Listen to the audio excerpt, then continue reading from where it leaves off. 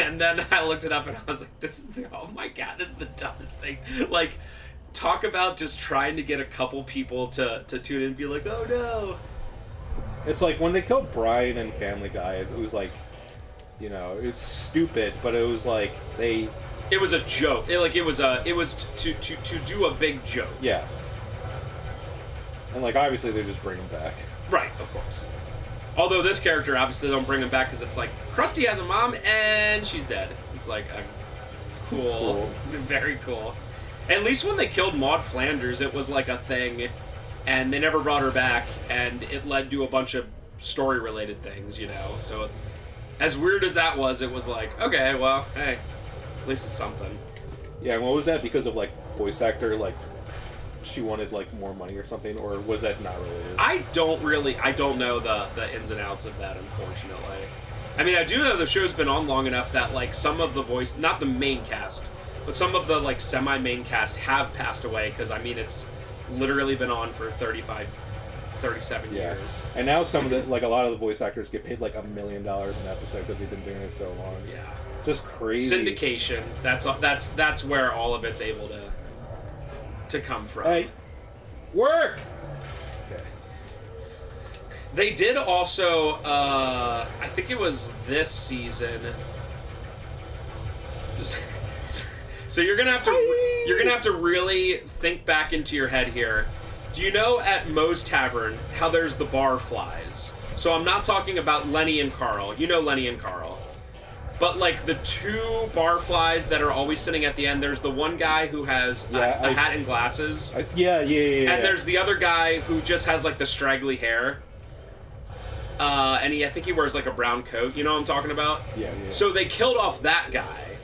The barfly. I think his name is Larry. Don't quote me on that. And they had an episode where Homer and maybe Moe, but definitely Homer, had to take his, like, ashes to somewhere to, like, spread them or whatever, and I'm like, what a random, odd thing. And, like, so Wikipedias are amazing, like, specific Wikipedias, like, when you look up Larry the Barfly, they're like, it tells you every single time he's ever said a word, and I'm like, holy crap. And it's only, like, 5. In, like, 600 episodes, he said, like, 5 words.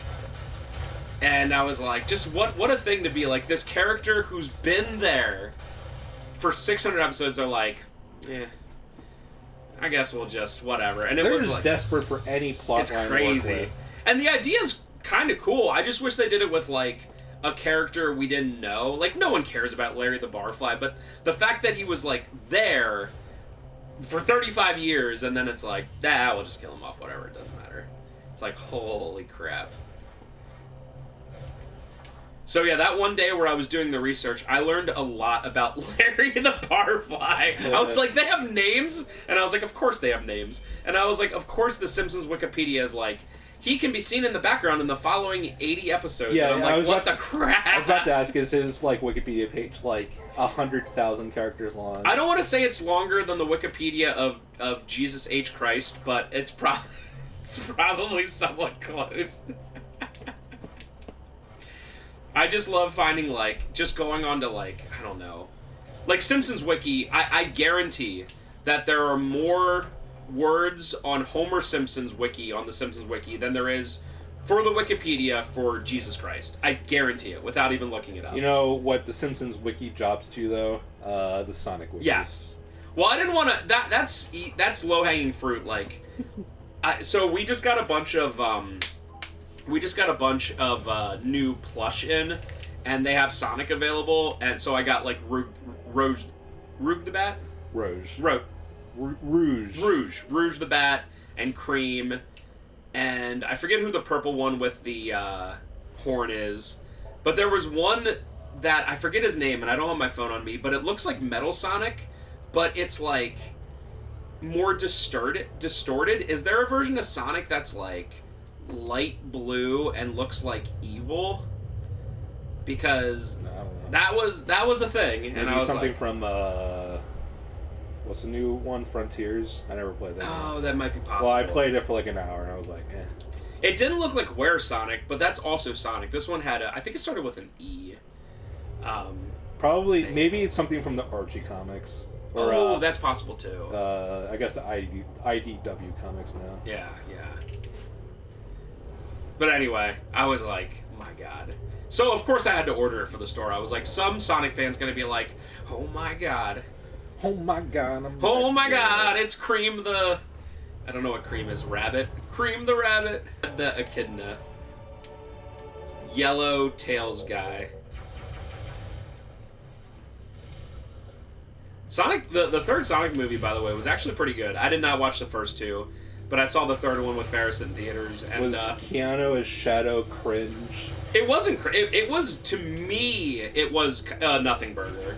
Yeah. Like, okay, so I didn't see the first two, but Jim Carrey as Robotnik is, like, funny and obviously very charismatic because it's Jim Carrey, and I was like, I can totally see this.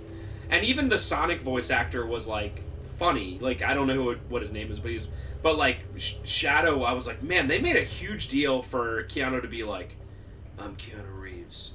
I'm a loner. I've been playing okay. I've been playing Cyberpunk very slowly, and Keanu in that game, I'm assuming he gets better, but he's just like a jerk in that game. I want to say other words, but I think he's really annoying. I mean, people like him because he is a cool human being, and I don't want him not to get work or anything like that, but it's just so funny over the past, like, 5 to 10 years, they're just like, we need someone to do something. Yeah, get Keanu Reeves. Yeah. And it's not like he's cheap. I don't know where the story goes, but the premise of Cyberpunk is that you, like, Keanu died, like, a while ago, doing something to, like, sabotage a corporation, but, like, that corporation made, like, a memory replica of him and put him on, like, a chip, and what you do is that you, like, steal that chip from that corporation without knowing, and the guy that's with you dies, and, like, in desperation you install the chip into your neck yourself to get it, like, back safely, and then the Keanu, like, AI starts, like, taking over your mind, and, like, you're gonna die. It's a pretty cool story. But, like, in the very beginning, he's just, like, I haven't got very far past that, so I saw it probably, like, 15 hours ago. But, like, he's just a jerk. He has, like, a really strong will, and, like, but, like, he kind of seems like he wants to take over your body, but also kind of doesn't. I'm assuming that he gets more likable as it goes on. Wake the F up, samurai. Remember that? And then everyone pooped their pants. Yeah. Yeah, Keanu is, like, the perfect 100 Chungus Reddit actor. Oh, 100. And like I said, he seems like a really cool actual person. It's just very, very interesting. I don't know if I would rather choose a really cool guy who, quite frankly, isn't a great actor, or a really crappy guy who is a good actor. Like, if I was watching a movie, I'd choose the latter. If I was making a movie, I'd probably choose the former. So Keanu or Christian Bale? Because Christian Bale's like a jackass in real life. Am I watching a movie, or am I, like, involved with making the movie? You're the director. Keanu. It has to be, because, like, right. Christian Bale would, like, dictate if I'm everything. watching the movie, Christian Bale, because he's an amazing actor. But, also, let me say, if it was my first movie I ever made, and I somehow was in this, or my first big movie, I would actually choose Christian Bale, because the chance of, like, it being a really good movie that would, like, rocket me up would be higher. If I was, like, kind of well known and was, like, either just making it for fun or for a paycheck, then definitely Keanu. I hope that makes sense. I would, if it was a chance of me, like, getting big and I had to have Christian Bale yell at me, I would definitely take that and be like, that's fine. It'd be crazy if the first movie you directed was... First big one. You had the choice of Keanu or Christian Bale. Although, to be fair, like, not to harp on Marvel too much, but a lot of times with these big Marvel movies, they pick, like, people who have only done, like, 2 or 3 independent movies, and they're like, make the Eternals. It's $300 million is your budget. Make it. It's blows me away. Yeah, I think that Marvel and Disney like gets those like no-name actors so they can just like boss them around. You couldn't get Christopher Nolan and be like, hey, we have a million. It's like to the things. point like why even have a director? Just like have the Disney board. I guarantee that the reason is that by whatchamacallit, oh my god, you have a working brain. I can't believe it. I probably by what's the word I'm looking for? Contract things probably make you have to have a director, you know? Like part of the writer's strike when they were asking for some of the stuff they were asking for was like legit in my opinion. Like they were like, hey, we don't want to be replaced by slop AI. And I'm like, fair. But some of the other stuff they were asking for, they wanted like a minimum amount of writers on every single thing that they ever do. So if you have a small rewrite, you have to call in like, I think it's a minimum of like 3 writers. It might be more, honestly. But like they wanted essentially writing rooms to just be like having all these people in, and I'm like, that actually sounds awful. Like you don't want it to be one person, but if they're like, each writing room has to have 8 people, I'm like, you're not going to get anything done. Like, you'll be like, oh, the main character's called Matt McMuscles, and there'll be one person being like, what about John McGoodguy? You know what I mean? That is like, weird. That you want more like, maybe they just all think the same, because just like all nepotism. I guess. It's so but like that, all having a bunch of dissenting voices sounds like it would be really well, hard. it's just... Like, you don't want like a bunch of yes men. Like, yeah. I get that, but just having be like, just constantly bickering over like the smallest thing because you have 8 writers. It's like, and I don't know the exact number, but when I heard it, and this was like a year ago when it was happening, I was like, that seems like a lot of writers to have. I don't know. There's just that there's a good number to have. You know, I would not want to mess with like any small change. And I think part of it was, like I said, if they were like doing rewrites, even if they were writing one scene, it's like, gotta call everyone in. And that's so obviously they get like, you know, paid, and you can't like let people go. And then it's obviously a whole annoying thing. Yeah. Oh, I love the X-ray vision. You can see Samus's hand like skeleton like through her arm blaster. I think that's such a cool touch. That is really cool.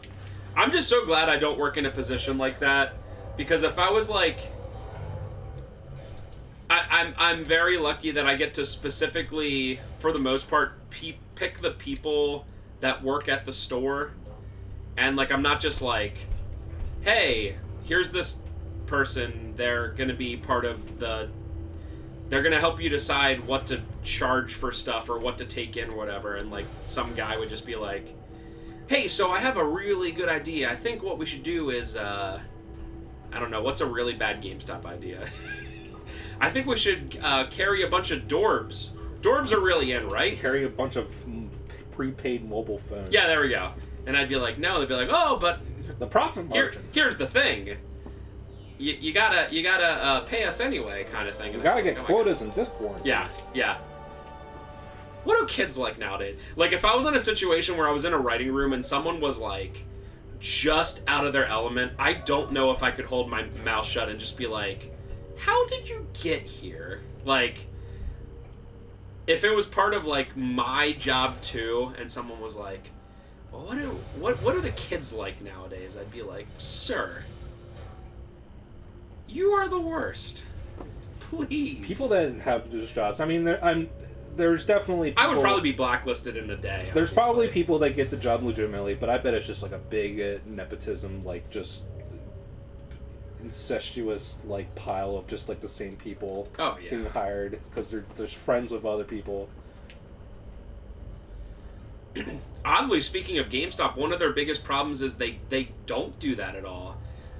Like, if they fire a manager, instead of, like, almost all the time from what I see from the stories online, instead of being like, hey, let's look into promoting the assistant manager and stay within the company, they're always hiring outside, which is so weird. Because GameStop, it's because people that are, like, tenured for, like, long, you have to pay more, so they're just like, nope, you're fired. We're gonna get this new guy because we can charge or give him 10K less salary. It's like they want their long tenured people to quit.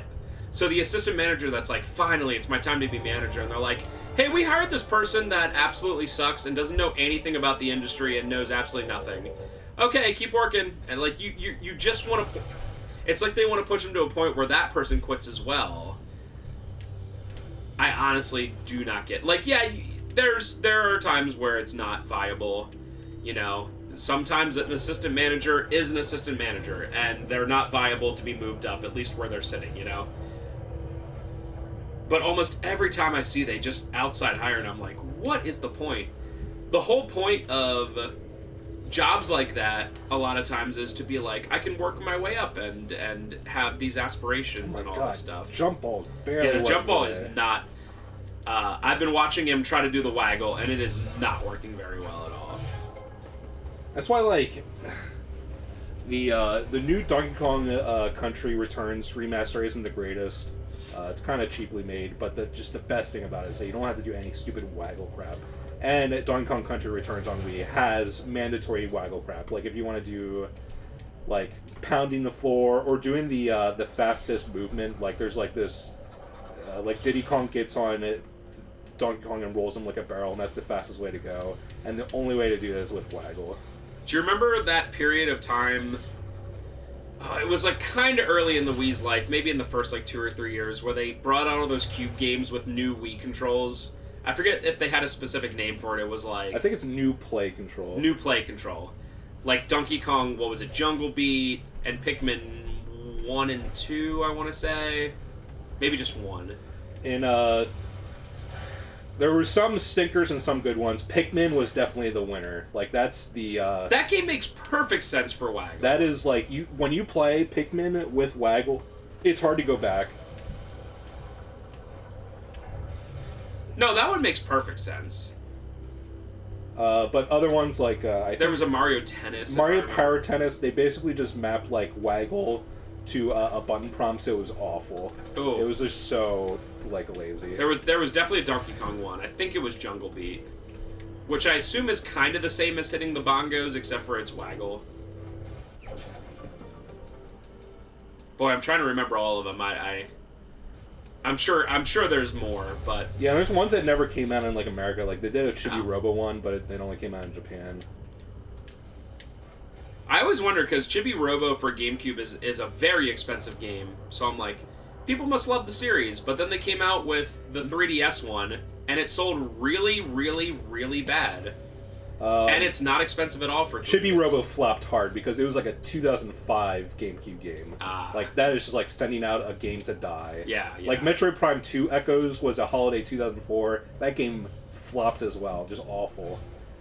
But, like, Chibi Robo, a new IP of, like, a weird concept, it's, like, sent out to die. That's crazy that the Cube, in reality, did really not last that long. Yeah, by, like, 2004 it was dead. And yet we're sitting here, so that was, what, like 4 years? 1, 2, 3, Everyone 4. retroactively loves the GameCube, but, like, anyone who lived with it, it was pretty contentious, and, like... Even the big games. People love Wind Waker now, people love Sunshine now, but, like, those games were, like, pretty divisive. I think the only 2 games that were truly loved and everyone had back in the day were Mario Kart and Smash. Even Mario Sunshine, I feel like back in the day there was a lot of, like, contention about it. But Smash and Mario Kart were always the 2 that, like, when you went to someone's house and they had a cube, they always had those 2, 100%. But yeah, Wind Waker, when it came out, people were pretty upset, and then Twilight Princess had the infamous 8.8 score from IGN. See, it's easy to look back now and be like, oh, the Cube was the best. And I'm like, if it was the best, why didn't you buy it, bro? Yeah, it's like, if you bought more consoles and games, the games wouldn't be so ungodly expensive now. Yeah. Although, to be fair, some of them, like, something like, what's that weird skating one we played? Skateboarding one? Oh, Go-Go Hyperforce. Yeah, like that I can understand being rare. Like, who's gonna buy Go-Go Hyperforce? Or, what is it Zach Bell? No, it's not Zach Bell. What's the one I'm thinking of? There's a It's Zach Bell GameCube game that's rare. No, but it's not the rare one. I'm thinking Gotcha of. Force? Gotcha Force, that's it. Like that I can understand being like super rare.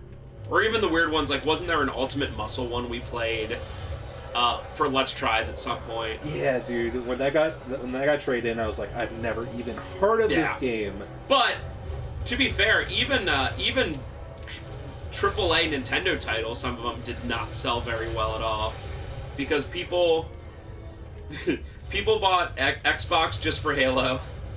They bought GameCube just for friggin' Smash and Mario Kart. It's sad. Like GameCube, I can understand some games not selling, but there are some wonderful games like F-Zero GX and some other stuff. And then the original Xbox is like the best Xbox console, but people only bought it for Halo. So sad. Yeah.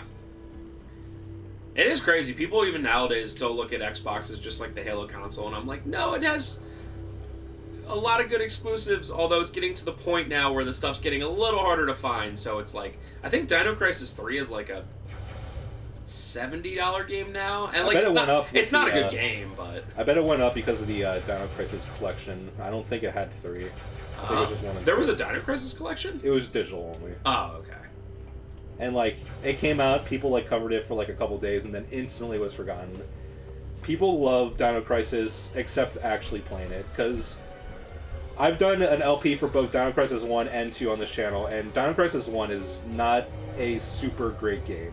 I know people are seething because they remember it as the idea is great, but yeah, everything is just like slow, boring, samey lab portions. I don't want to have to remember. The only thing I think of about Dino Crisis 1 is remembering a million passwords, like finding like the key card and then the key code, and just doing that over and over and over. Although I will say that people that tried Dino Crisis 2 and they're like, what's this crap? It's like an arcadey, like a high score game. I'm not playing this. You should give that game a chance, because that game's good. Agreed. And then play Dino Crisis 3.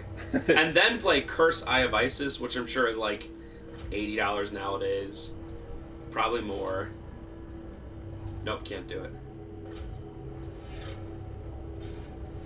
Future. Yeah, it's just the same puzzle, but now you need the even other extra. stuff like Fusion Frenzy, original Forza, original Fable. Like, yeah, these are not like Jet Set Radio Future. they're not unknown titles, but it's like not ones where people like really specifically mention.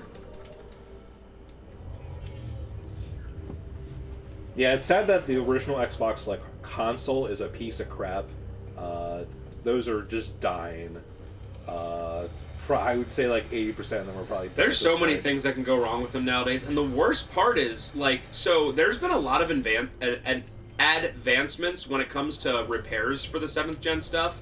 For instance, GameCubes were able to fix a lot easier for ourselves because they don't use lasers too much anymore. They use laser cap kits, which is a much more stable fix for a longer period of time. Nice. PS2 Slims, easy. They always have lasers available, and they work really well. PS2 Fats are pretty annoying. There's like 3 or 4 different ones it could be. And as far as I can tell, people don't make brand new PS2 Fat lasers. The only time you ever seen them is, refurbished lasers, which is kind of odd. But original Xbox, the lasers do not exist.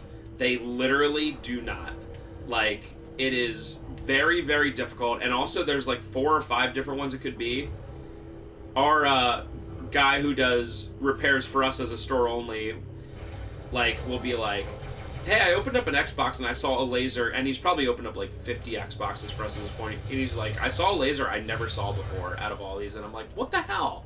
How's that even possible? And also, the disk drives on them suck. The bands won't open. You must do something. There's definitely there's in this pirate space world there is acid rain, and the acid rain, if you're out in it, will kill you. And like, even though I have like, what is that, 11 energy tanks, I will like die in like 30 seconds. Wow. So kind of the objective is trying to get a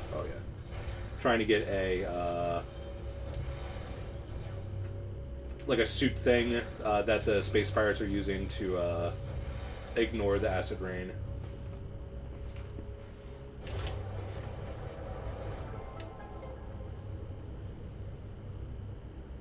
Alright. Not too much more for this part, probably like 10 more minutes. And that should be an hour. I think all things considered, out of every video game system that exists, and you can tell me if you agree or disagree with this, the system that is probably the most reliable, that if someone walked in with a system and they were like, bet money that this works, I would put the highest chances with a Super Nintendo. Super Nintendo's good. And 64, I've been seeing a lot more messed. I would say 64, but I've been seeing a lot more with problems recently. 64, like, I don't know what the deal with the contacts are, but if you do that trick where you clean a cartridge and leave it, like, just 5% damp, and then put the cartridge in and out, like, 10 times, it usually, in my experience, like, 9 out of 10 times it fixes it. But if you don't do that, it's, like, it really struggles to read the games for some reason. I wouldn't say Sega Genesis because especially the Model 2s have this weird thing where the power... Have you ever seen those where the power ports get really, really loose? And I've seen that, like, many, many times. Yeah, the Super Nintendo has, like, a kind of weird power port too, but that's not, like, a super common... I will say, 95% of the time, if a Super Nintendo is broken, it's because the power port is broken. Yeah, it's rarely, like, the actual... Right.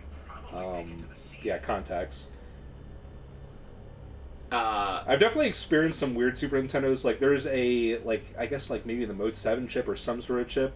But I remember when I was playing Mega Man X, there's this effect that Launch Octopus uses where, like, he goes up into a tornado. And, like, in this weird defective Super Nintendo, when he did that move, he would just disappear. And I was like, what is going on? I, like, Googled it and it's like, oh, this chip is malfunctioning. Okay, still counted. I did not push, it just did it by itself. I don't know why Waggle's barely working today. What does this remind me of? This reminds me of Dead Space. Also, FF7 has that, like, push the buttons at the same time. Also, Resident Evil 4 and Remake. Yeah. Yep. Gotta love that crap. Yeah, while a stupid Iron Maiden regenerators. Oh my god! Well, that one's actually at least, like, it's very frustrating, but when you think about it, you're like, it's pretty cool. It is. At least there's stakes, and like, would anything bad happen if you messed that up? Like, if you try to brute force it and not kill Iron Maiden, then it's always going to... No, I meant with the Metroid Prime thing that you just did. I don't know, I've never messed it up. Because I'm a god gamer. It's true. No. Do you want a skeleton GF? Ectoplasm skeleton I was gonna GF. say. Sammy. Alright, so this boss, if you try to brute force it with the Hyper Beam, you are going to die. So I have to actually fight this legitimately. Well, it looks like at least it takes, like, decent chip damage. Yeah, she's just such a small target. If you try to Hyper Beam it, unless you have god aim, and you can't lock onto her, like, perfectly. Even I have the lock-on aiming enabled, but bosses, they usually don't let you do it. Yeah, and she cycles through a bunch of enemies and the two other hunters.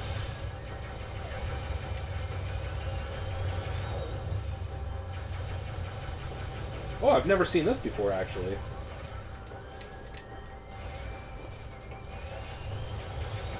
That's pretty cool. It's also nice, like, to not... I mean, Hyper Beam obviously is what you want to use all the time, but it's nice to, like, not use it. Yeah, I mean, this game is just, like, Hyper Beam brain dead. As long as you just get the energy tanks, like, you just brain dead it. Get off me. Thank you for telling me to shake off Grandaya. Or Gandrada. Gandrada? Gandrada. Gandrada, yeah, you're right. She's literally Silver Surfer right now. Yeah, this is the ice guy who said 0 words in the game. Oh, she's being the Emperor at the end of House of the Dead 2. Where he becomes all of the bosses that you fought. Yeah, literally.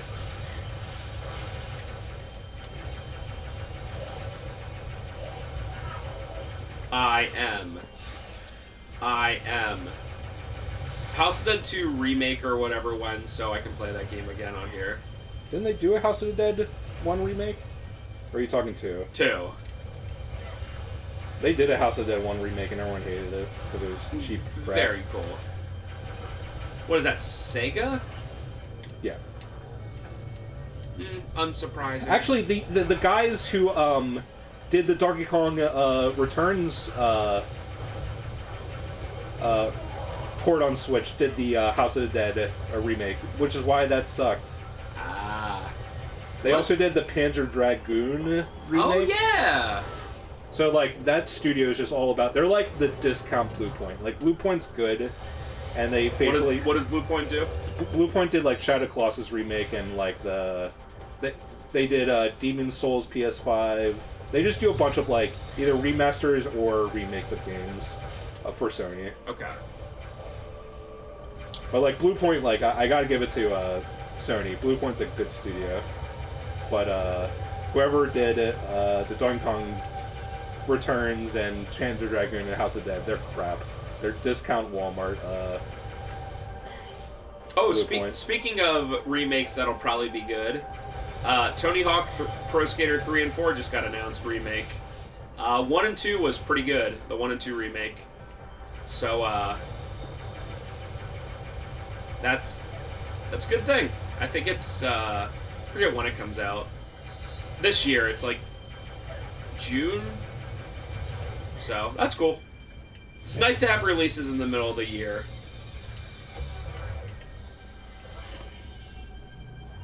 Because recently, too many games have been like February and March or October and November only, Final Destination. So it's nice to see stuff that's not that. One thing I don't like about this boss is my thumb hurts so bad. Oh, because do you have to press X every time? Yeah. Or A? In settings, you can make the blaster the B button, but then just my pointer finger would hurt instead. Right.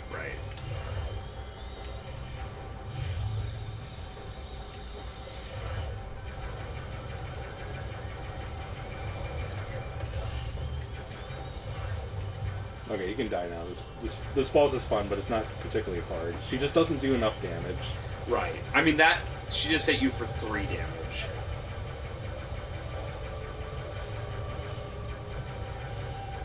There is 2 other difficulties in this game. Veteran, and then when you beat the game, you unlock something else. But I just didn't want to. Because the Metroid Prime games, the combat is fun, but it isn't, like, the best thing ever, so I just wanted to, like, hyper beam everything. Sometimes it's fun to just have fun.